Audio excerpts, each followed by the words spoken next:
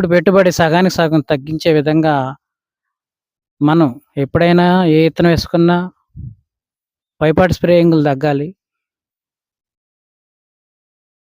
మందులు తగ్గాలి. పెట్టుబడి తగ్గాలి.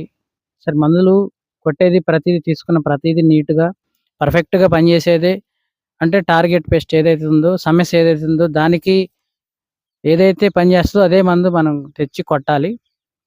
ఇవాళ మనకి మొక్కకి ఇమ్యూనిటీ పవర్ అనేది మనం ఇవ్వగలిగితే, రోగాలను, ఒత్తిళ్ళను తట్టుకోగలిగే మందుని మనకి మార్కెట్‌లో ఇప్పటిదాకా లేదు కాబట్టి, అది గనక మనం ఇవ్వగలిగితే మొక్క చాలా వరకు దాదాపు 80% సేఫ్ జోన్‌లో ఉంటే మనకి 20% పైపడ్డ దోమ అవి అప్పుడప్పుడే మనం కొడుతుంటాం కాబట్టి, ఈ రెండిటి వల్ల మనకి దిగుబడి సమానంగా ఉంటుంది. పర్ఫెక్ట్‌గా ఉంటుంది.